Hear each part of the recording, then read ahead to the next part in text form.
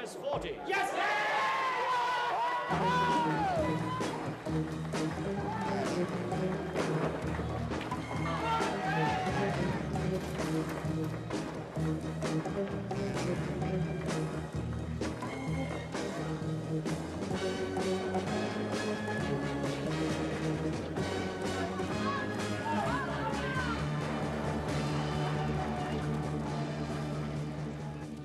Now then, today the niftiest nudgers in the nation take the stage for the final of the Indoor League Chevaltry Championship. We've also got bar billiards and table football. But first, men's darts in a quarter-final match between Colin Minton of Yorkshire, the 1972 Indoor League champ, and Tony Riddler, a 20-year-old wonder from Wales. Minton won the first game, but Riddler's no mug. From Wales to come back into this one. Very unlucky in the first horse. Really did play well once he found his mark. 140! 140. Now, Riddler's coming back into the business. This is Minton with one horse up and defending his Indoor League crown. 60 scored. So Riddler, 140 last time. He must win this horse to stay in the championship. That's unlucky. Very, very close to the 60. It's in. Oh, he's got the 60 this time. Oh, tremendous, tremendous. So that's 275 and 6 darts, and if you can beat that, then come to Indoor League and we'll feature you. 83! 83, and Minton has scored well, but already he's over 100 behind, and you really can't compete. There's 60 again, and that's very close for another one. He moves across, does a tango across. 81! Oh, too far over, Tony. 81, and an 81 to this boy is a bad score. He wants 145. 95! He wants 145, treble 20. Player requires 145.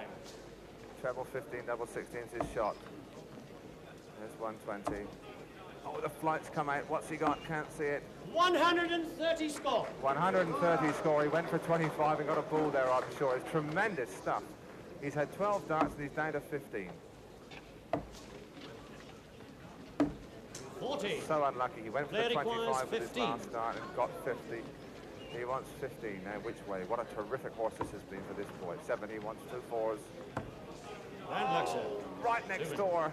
But you've got time. He's got time because Minton, although he hasn't been playing badly, still wants 223. Colin Minton, defending champion, struggling a bit here against the sheer brilliance of this Welsh kid.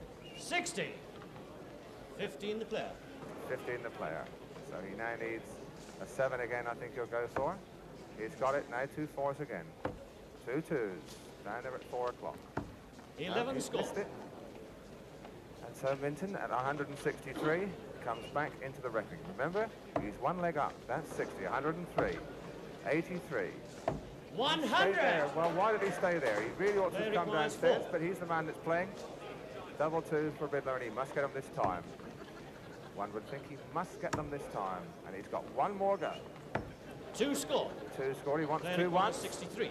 63 he wants. 63, that's 20. He wants 43. Double top now. 23 score. Well, Riddler 2 in. there. Riddler now back with a reprieve. His last chance up in the madhouse. 2 1s. No score. He's busted it. The player requires Well, after 40. absolutely tremendous darts, Tony Riddler now facing defeat absolutely in the face. Double top he wants. No, he's missed it as well. 2 Oh there.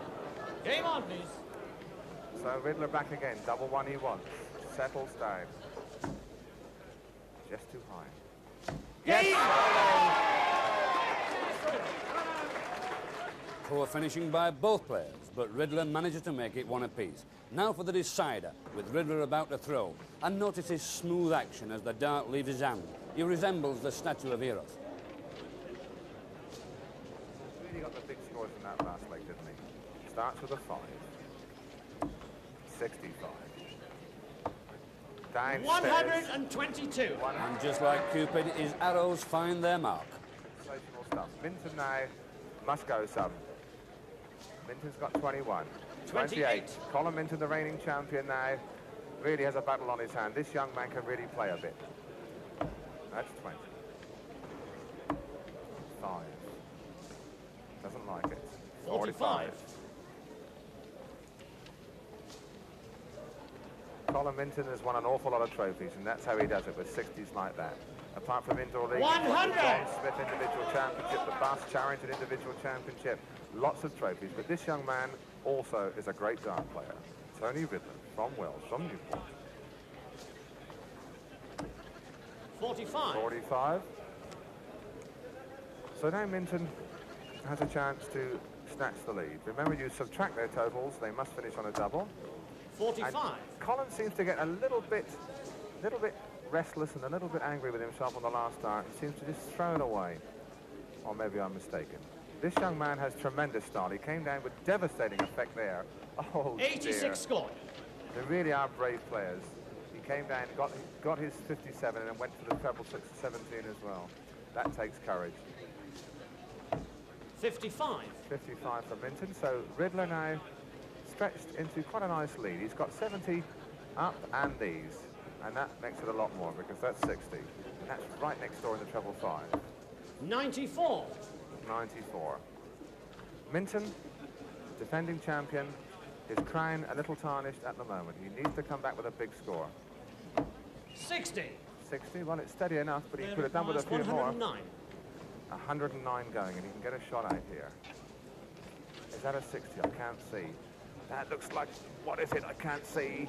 My goodness. 93 scored. 93 scored. He knew what he wanted, but we just couldn't see. Our angle just was a little bit phony. 60 now. Oh dear, the pressure really is tremendous now. Oh, terrific 85. stuff. 85. Riddler wants double 8. Player requires 16. Riddler came back from the second leg. He needs this one to go forward into the semis. Just inside, he wants 2 4s. 8 score. Player requires 1 2 8. Just outside. So 128 now for Minton if he's going to stay in. 108. 88 needs. Oh, 60. He stayed up there. I would have thought he might have come down for 3 16s, but there we go. So 2 4s. Tony Ridler's doesn't usually muck about. Game! The Welsh fans are up. Tony Ridler really made hard work of that one. But the champion goes out, and the real class players go forward. Bad luck for Colin Minton. He didn't play badly at all, but Ridler is the man who makes the semis. So Tony Ridler, a news-of-the-world finalist while still in his teens, goes through to the semi-finals. His finishing wasn't too hot, but what about his scoring?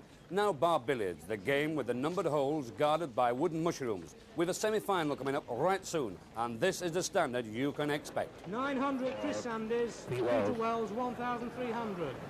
50.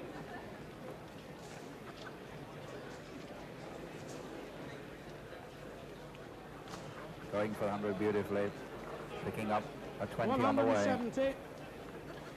He was playing with confidence now. 200. The confidence of a man who's pulling away from his opponent all the time as he moves towards the 10-minute mark, when the bar drops and no more balls come out.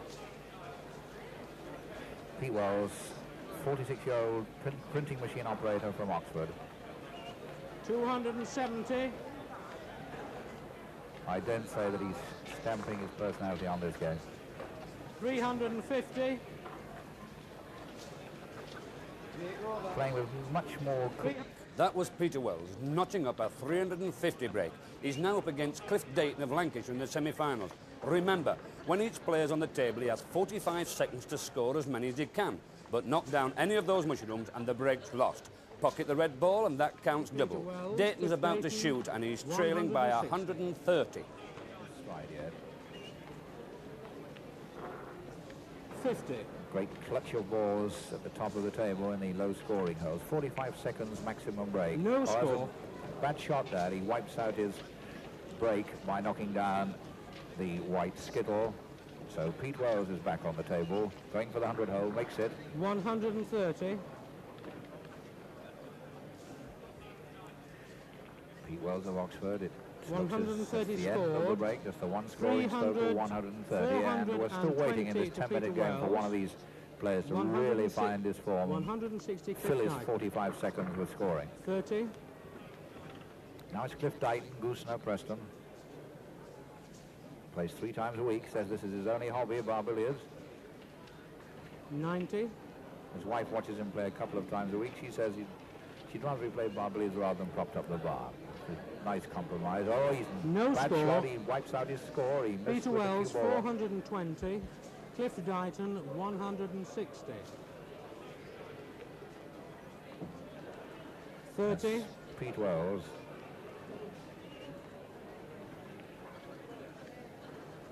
Oh, he was 30 lucky. scored, 450 Peter Wells, 160 Cliff Dighton. So, no big scores as yet. No really big score, but surely there's a 50 on there. 50. That's Cliff Dighton. Badly needing to get a good run over his 45 seconds. He hasn't really put together a break 110. yet. The white balls all there in a cluster at the top of the table.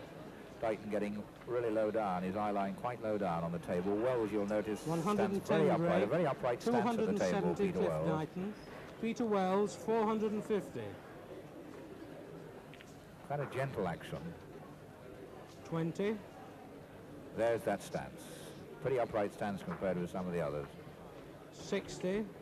Going for the small scoring holes at the top of the table. And picking up bits and pieces. 100. Of course, speed is of the essence here because in 45 seconds you can get a lot if you're consistent and score 130. quickly. A lot of scoring shots in that 130, really scoring low. But of course the red ball counts double. 180. Now he's using the red as a cue ball. Nice shot, worth 50. 230. So it's not a big break, but it's a comfortable one for Peter Wells. Hold it. That's 45 seconds, it's over. It's Cliff Dighton. 680 Peter Wells with 270 Cliff Dighton. So there's a 400 lead for Peter Wells, which can very easily be wiped out by a good run. 40. The red ball will come down as cue ball.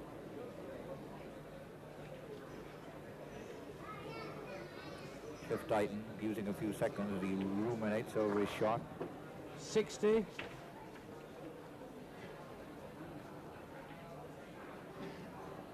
Compared to Wells, he leans right down over his shot. 100. Only 100 so far. He's 400 behind at the start of this break, and it's only 45 seconds. He's really having to go for the low one. There's not much he can do with the balls range as they are. And that's the end of it. scored. So Cliff Dighton's still waiting for the big break. Cliff Dighton. Dighton of Lancashire, Peter Wells, Pete Wells of Oxford, 680. who is in the lead at the moment in what has so far been a pretty low-scoring game. 40. The red ball coming through and down.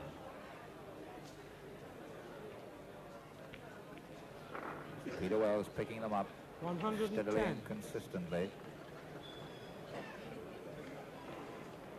Pete Wells, the 46-year-old 110 Oxford bachelor, scored. only 110. 790 Peter Wells.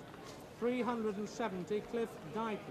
So it's still 400 in it, and still Cliff Dighton, one feels if he really got to work and built up a score, could 60. overhaul Peter Wells. But it has to be done in 45 seconds. It's pretty quick. Oh, No score. took that a little too hard, blasted away at it, and put down the white skittle. Peter Wells, 790. So wipes out his break, and Cliff on Dighton, comes 370. Peter Wells back to the table. That's a beautiful shot, 100. beautifully, delicately done. Worth 100 as the red ball goes down and counts double. Red ball comes back as a cue ball.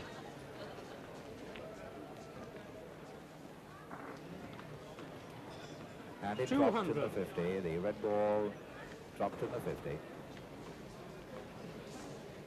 So a useful lead building up in this 10 minutes minimum 260. game of 45-second breaks. The second semi-final. John Wells playing 280. extremely well now. Pete Wells playing very, very well indeed, using this red ball well. That time he 280 didn't. scored. Another big break to Peter Wells puts him in an unassailable lead. Wells, in fact, goes on to win by over 900 to earn a place in the final. We'll take our own break now, but join us in a couple of ticks for the experts of nudging and grudging. I'll see that.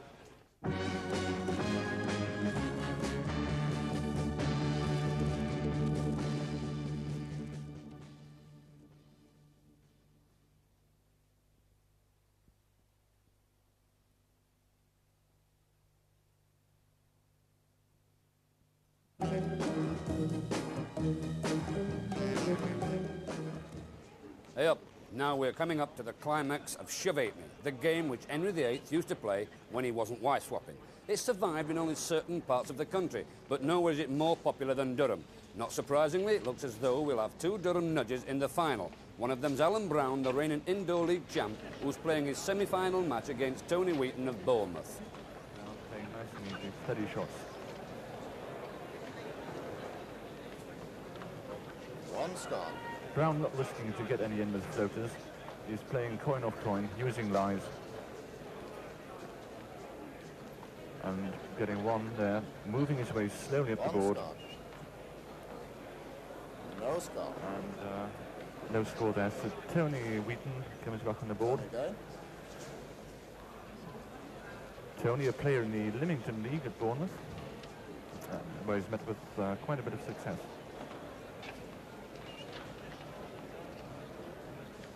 He's playing well here and coming back on terms now with Alan Brown, the reigning champion. One more. Filling the bays that matter now, and not leaving himself with any awkward shots. Except it looks as if he's created a bit of a gate for himself in the fourth bay out. Trying to get one in there, but not quite succeeding. Nevertheless, he gets one, sliding up the bottom of the board, and pushing one up there, and probably just hoping for the best with that shot, I think. One start. And another one scored. One more. So Tony Wheaton now, Bournemouth, enjoying until then, having quite a good break, and really coming back on the terms with the reigning champion Alan Brown of Durham. Brown using a bit of follow through there to make the coins travel smartly. But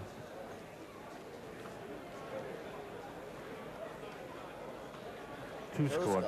Brown, the reigning champion, scoring on the right-hand side of the board, and Tony Wheaton on the left.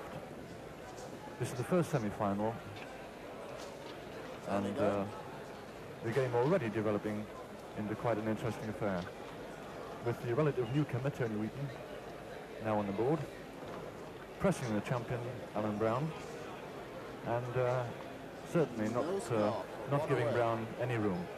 Brown won quite easily last year. He beat to get the title. He beat another Durham man to get the title in the last contest, and took the title quite comfortably. But he's finding Tony Wheaton, despite his relatively short experience, finding Tony Wheaton certainly no walkover.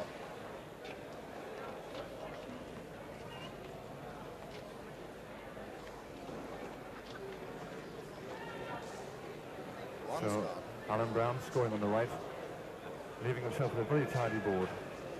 Very tidy board. Very methodical player, working his way steadily up the board and taking advantage of most chances that appear on the board. A close game, but Alan Brown went on to win. Now in the final, he's up against a canny coiner called Bryn Turner, a Geordie by adoption who plays in the same team as Brown in the Durham League. Turner's never beaten Brown, so there's a lot more at stake than the £100 first prize and gold medal. Remember, the idea is to score 27 chokes or 3 coins in each of the 9 beds. As we pick up the game, it's as close as you'd expect. Turner's on the table and Fraser Davey is doing the commentator. Champion on the right. Alan Brown now back on the board, 31-year-old van salesman. His local is the Hare and Hounds in Durham. Of course, that's Bryn Turner's local as well. But although the two play in the same club, they very rarely meet. In fact, I understand they've only met on 2 occasions. And although they both play for the same team, Bryn Turner's never won. Alan Brown's always beaten him, but they've only met on 2 occasions, although they play for the same team. So it's Brown on the board now. Left himself a bit of a gate in the middle of the board, but those 2 coins seem to have righted that. But he's still got a gate, but shouldn't prove too much of a problem for a man of Brown's caliber.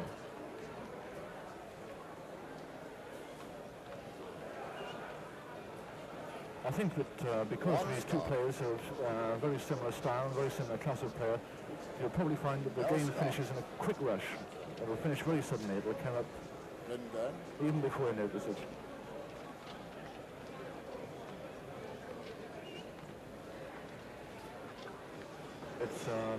It's quite a pleasure to watch two players of this caliber playing together.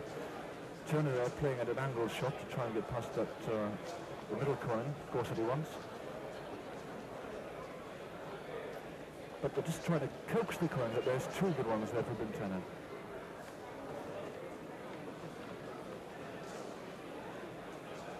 I think Ben Turner may be changing his style of play now. He's had a bit of luck at the bottom. He may be going for the top of the board now, trying to find out, trying possibly just to gauge the distance for later on in the game. But he may be just changing his tactics now and playing for the top of the board.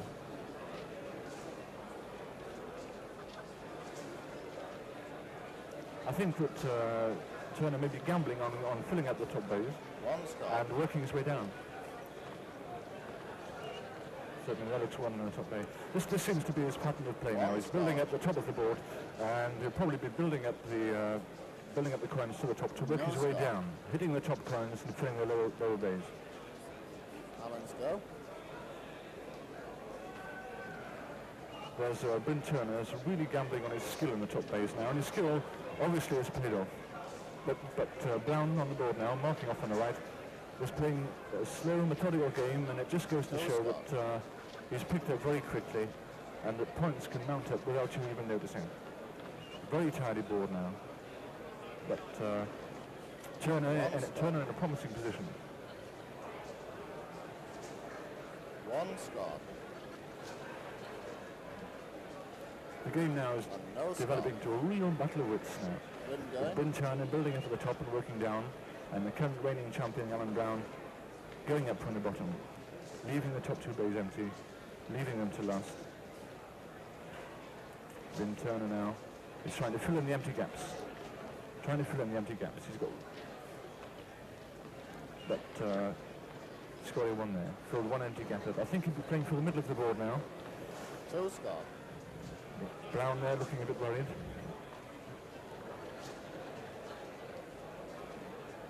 Remembering, of course, that Alan Brown, the current champion, is deadly on the top bends. Real accuracy.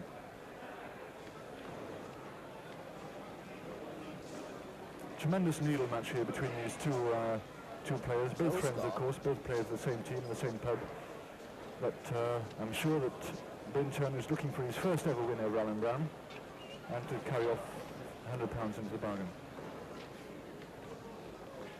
Two Scott.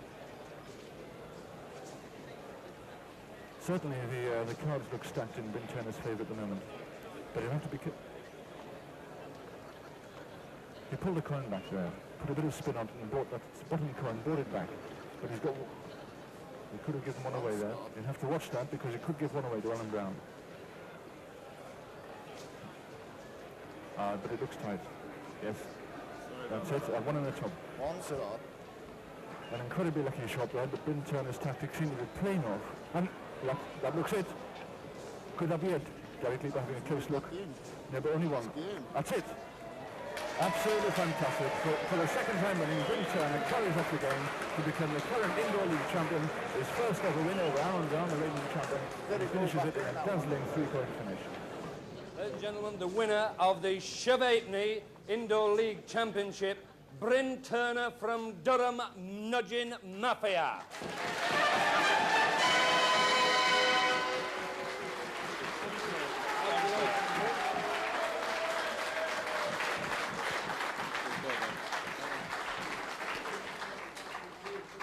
What's all this Durham Mafia business? Coming down here and printing all our brass offers? Well, I think basically, Fred, it's just constant play against good players, you know, and that's the secret of success. Do you have to practice a lot to get this delicate touch? More or less 7 days a week. Not all night, of course, but I'm not married either. 7 nights a week? You haven't got time to get married, have you? Well, it's not too bad, you know, I spread around a bit. Have you won anything else besides this championship? I won the Durham and District League Championship, which is quite a good league, you know, and it's probably as hard to win that as it is to win the Yorkshire Championship, I would think. Well, I'll have to congratulate you, Bryn, on winning and beating last year's championship, Alan Brown, I think it was, and here's a cheque to go along with that lovely medal. Thank you very much indeed, it's been great.